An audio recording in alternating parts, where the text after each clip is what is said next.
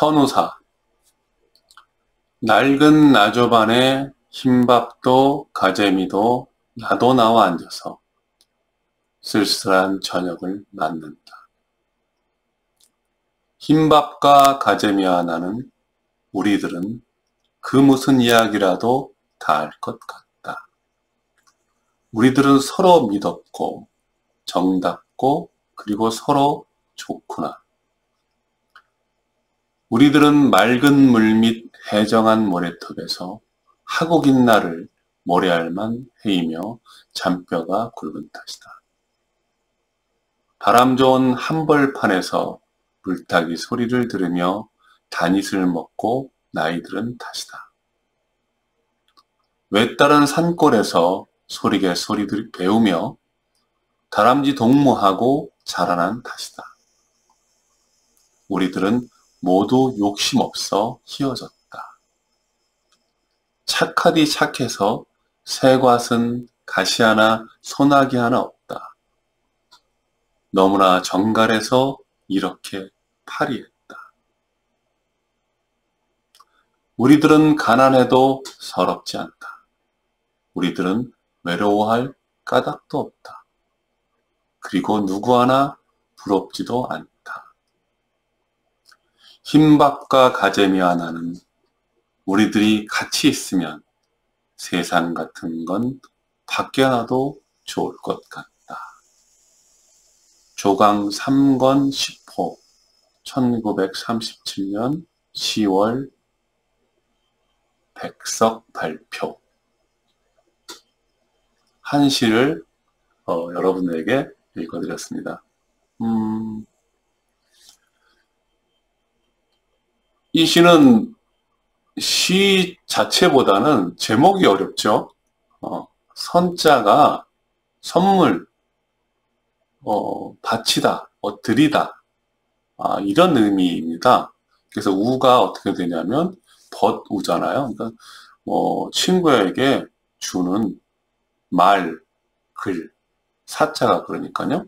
그러니까 친구에게 주는 시 이렇게 해석을 하면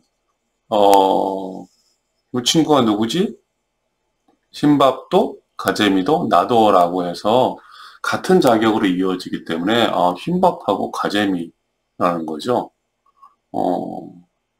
그래서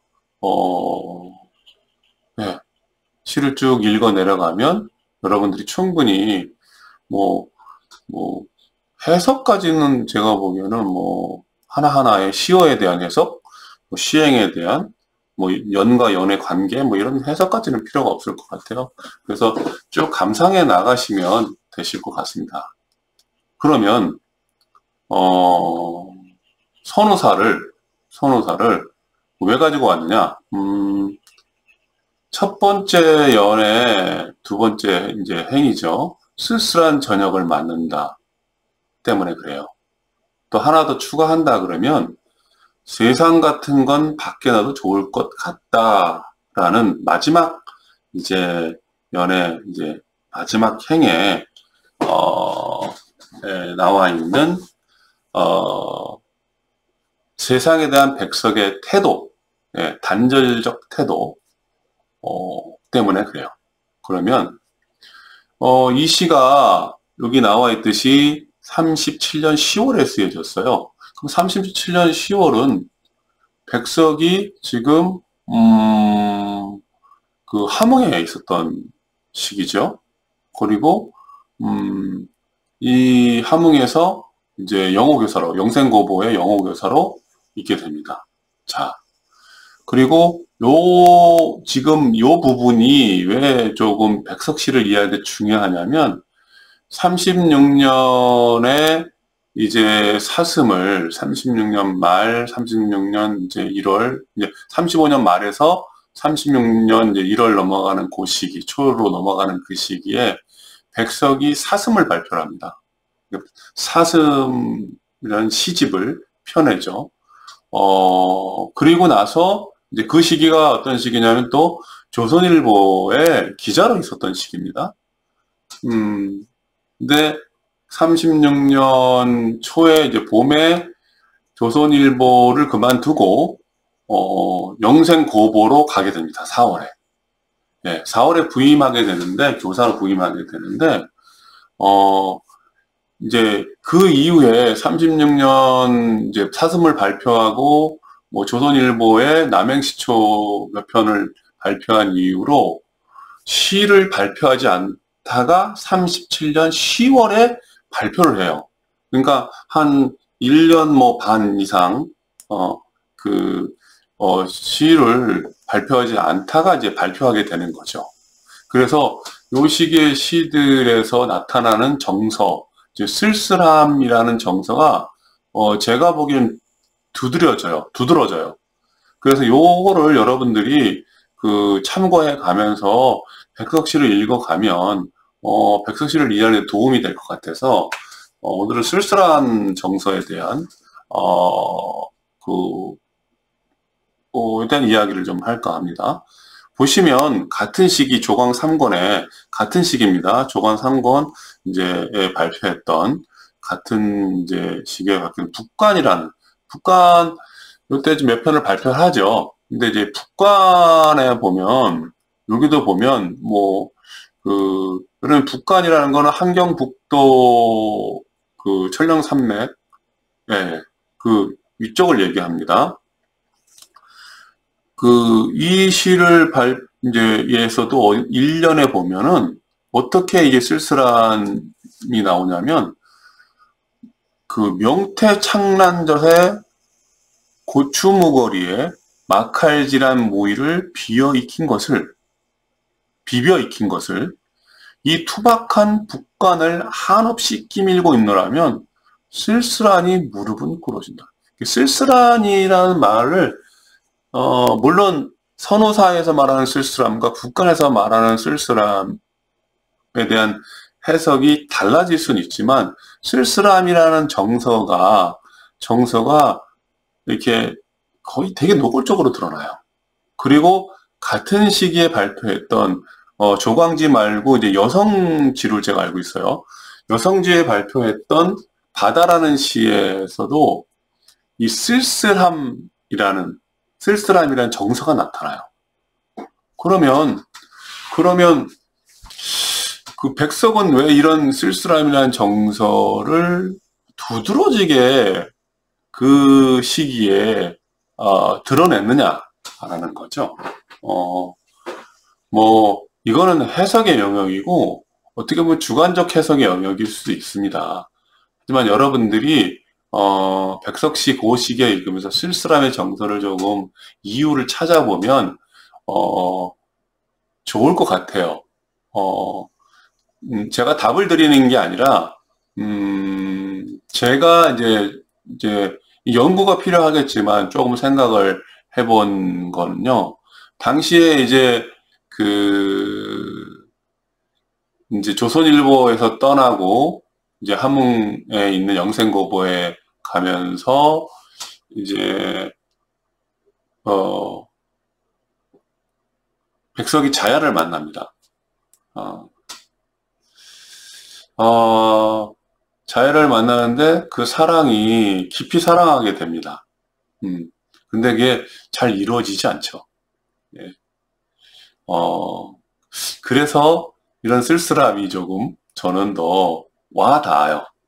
또 사실은 선우사나 북간을 또 읽게 되면 그런 쓸쓸함이 자야의 사랑이 이루어지지 않는 것 때문에만 발생한 것은 아니라고 우리는 충분히 또 유추해낼 수 있어요.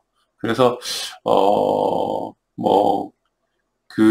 시대 상황인 만큼 식민지 치하에서 지식인이 겪는 어떤 쓸쓸함, 네, 고독함, 또 외로움, 고통, 이러지도 저러지도 못하는 괴로움의 표현일 수도 있겠죠. 그러나 우리는 저는 그렇게 봐요. 시에서 나타나는 쓸쓸함들을 이 시 안에서 한번 더 찾아보는 것도 좋다고 봐요. 그러면서 그가 이제 두드러지게 그 시적 대상, 이 시기에 시적 대상으로 삼았던 자야를 또 생각하면서 그의 쓸쓸함이 왜 이렇게 반복되는가 또 생각해보면 백석시를 이해하는 데 도움이 되지 않을까 싶어서 이 쓸쓸함에 대한 이야기를 좀 잠깐 했고요. 자, 그 다음에 여기 마지막 행에 보면 세상 같은 건 밖에 놔도 좋을 것 같다라는 말이 있죠. 이거 어디서 많이 들은 얘기죠. 나와 나타샤와 흰 당나귀에 보면 이게 나오죠. 아까 말씀드렸듯이 36년 4월에서 38년 12월에 백석은 함흥의 영생고보에서 일을 하게 됩니다. 그리고 30년 4월 이후 어느 시점에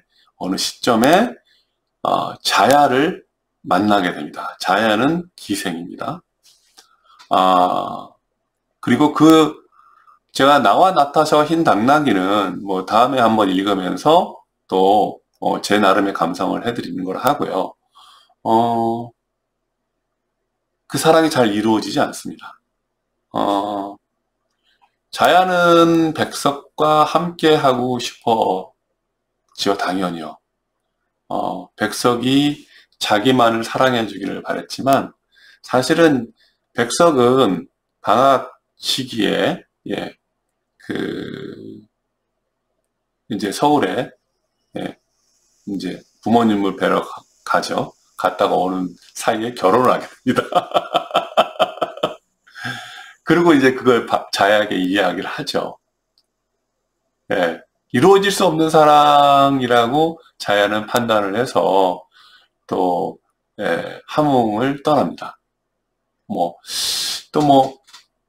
이런 어떤 정서들이 이제 아까 말했던 쓸쓸함으로 이어질 수 있긴 한데, 제가 이제 드리고 싶은 말씀은,